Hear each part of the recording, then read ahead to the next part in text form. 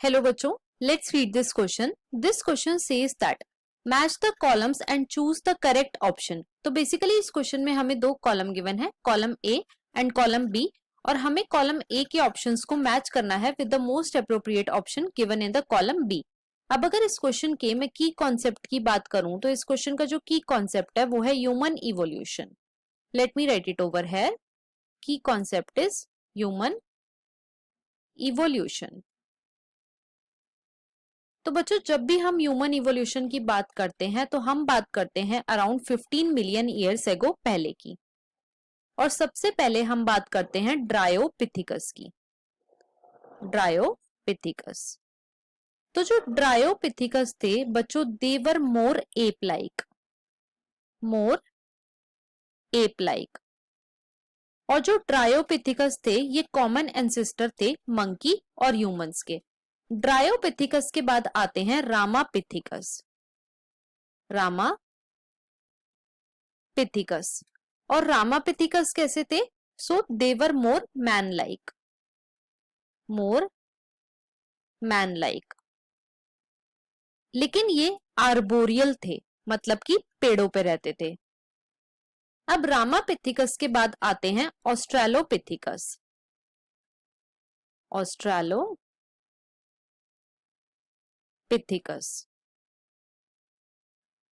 तो जो ऑस्ट्रेलोपिथिकस थे बच्चों, इन्होंने सबसे पहले फर्स्ट होमिनिड फीचर शो करा था. फर्स्ट होमिनिड फीचर शो करा था. और वो फीचर क्या था? तो वो फीचर था बाइपेडल लोकोमोशन. और जो ऑस्ट्रेलोपिथिकस थे इनकी हाइट थी अराउंड 4 फीट और ये सीधा चला करते थे, इसीलिए हम इन्हें इरेक्ट मैन भी बोला करते थे. ऑस्ट्रेलोपिथिकस के बाद आते हैं होमो हैबिलिस. Homo habilis.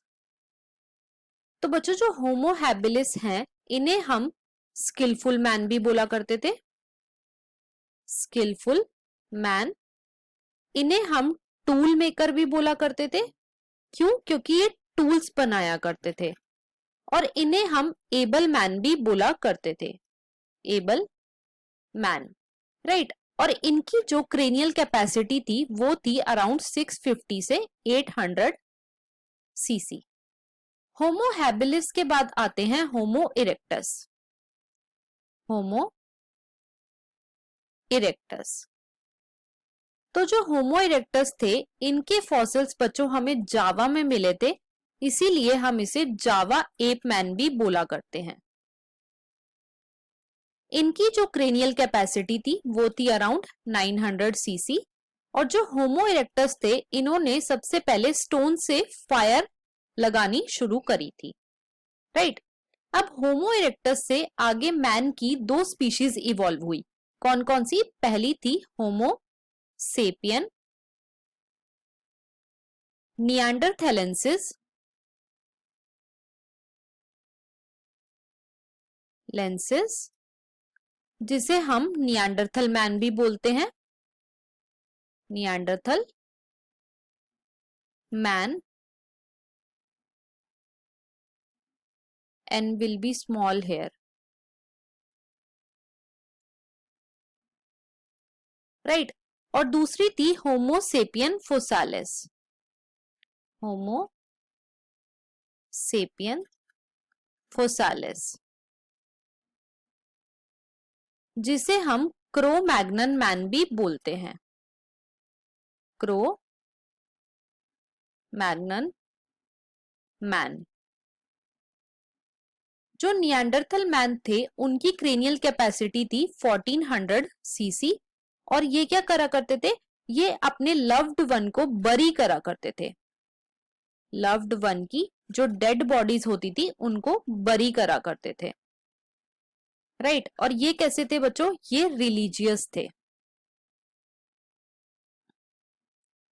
और जो होमो सेपियंस फोसालिस थे इनकी क्रेनियल कैपेसिटी थी अराउंड 1650 सीसी. और इन्होंने सबसे पहले केव पे पेंटिंग करना शुरू करा था, राइट. और होमो सेपियन फोसालिस से ही आगे आज का मॉडर्न मैन इवॉल्व हुआ है. Modern man. तो जो मॉडर्न मैन के डायरेक्ट एंसेस्टर हैं वो है होमो सेपियन फोसालिस। अब हम अपने क्वेश्चन को चेक करते हैं। होमो हैबिलिस को हम टूल मेकर भी बोलते हैं। क्यों? क्योंकि इन्होंने सबसे पहले टूल बनाने शुरू करे थे। तो हम फर्स्ट को मैच करेंगे बी से।